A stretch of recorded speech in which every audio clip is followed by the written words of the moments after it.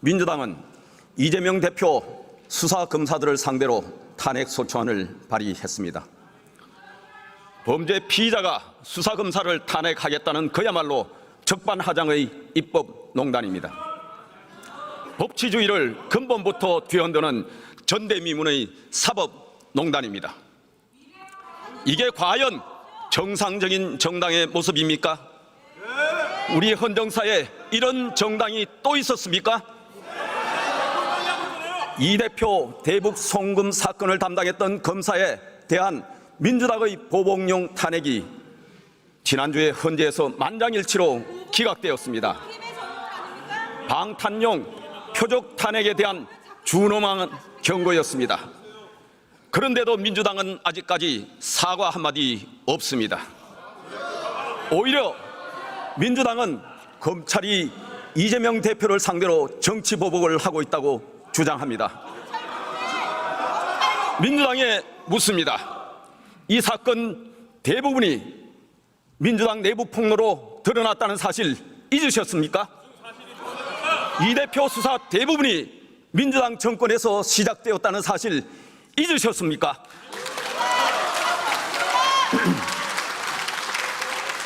이것도 모자라 민주당은 민주주의 최후 보루인 사법 시스템마저 파괴하려 합니다. 법원의 연장 발부를 방해하는 법안, 판검사의 법 적용을 통제하고 처벌하는 법안을 제출하더니 대북 송금과 관련해 이 대표에게 불리한 판결을 내린 판사까지 탄핵하겠다고 합니다. 사법부에 대한 급박이자 상권 분립의 부정입니다. 우리 헌정사에서 한 번도 경험하지 못한 입법 독재입니다.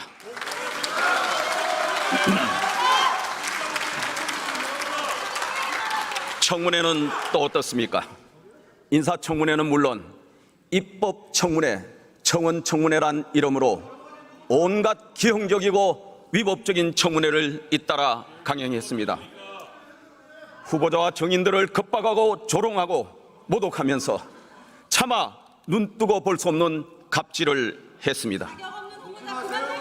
국회의 품격은 땅에 떨어지고 정치 혐오는 극에 달했습니다. 거대 야당의 정쟁입반 입법 강행 처리도 명백한 정치 횡포였습니다. 22대 국회 개원 이후 여야 합의 없이 거대 야당이 일방적으로 밀어붙여 본회의에 처리된 법안이 7건입니다. 국민의힘은 거대 야당이 밀어붙인 법안의 문제점을 국민들께 알리기 위해 무제한 토론을 할 수밖에 없었습니다. 그리고 우리 당의 건의대로 대통령은 제2요구권을 행사했습니다. 그러자 야당은 이를 맹비난했습니다. 몸이 똑바른데 그림자가 굽을 리가 있겠습니까? 민주당이 일방적인 입법 폭주를 하지 않았다면, 여야 간의 합의를 통해 통과된 법안이라면 대통령이 왜 거부권을 행사하겠습니까? 대통령의 제2요구권은 입법부의 독주를 견제하라고 헌법에 있는 것입니다. 앞으로도 국민의힘은 특검을 남발하고 탄핵으로 급박하는 거대 야당의 폭주에는 결연하게 맞서 싸울 것입니다.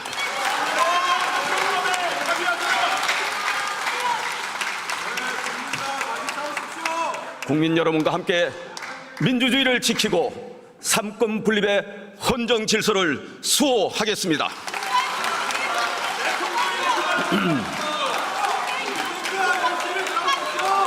존경하는 국민 여러분, 여야 의원 여러분, 정쟁의 장으로 변질된 지난 100일간의 국회에서 민생은 설 자리가 없었습니다.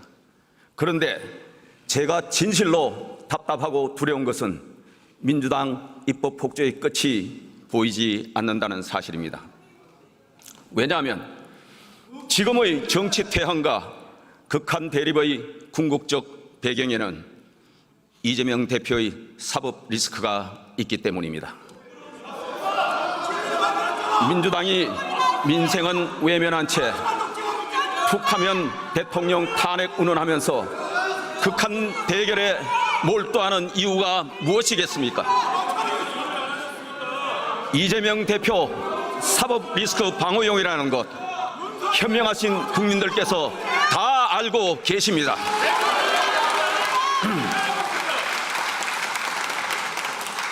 그렇지만 우리 정치가, 국회가 이대로 계속할 수는 없습니다. 한 해 농사를 수확해야 할 정기국회마저 정쟁으로 헛되이 보낼 수는 없습니다.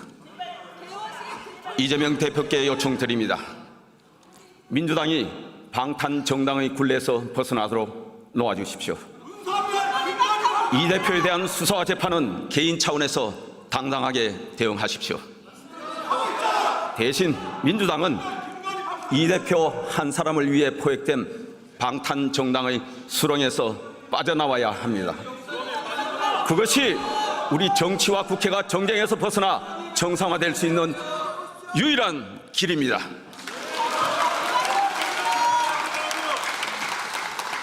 이재명 대표도 결백을 주장하고 계십니다. 그렇다면 민주당을 끌어들여 수사와 재판을 방해할 것이 아니라 오히려 신속한 수사와 재판을 주문해서 결백을 입증하는 것이 순리입니다. 국민들도 수사검사에 대한 특검이나 탄핵, 판사 급박 같은 사법 방해를 보고 싶은 것이 아닙니다. 알고 싶은 것은 진실입니다.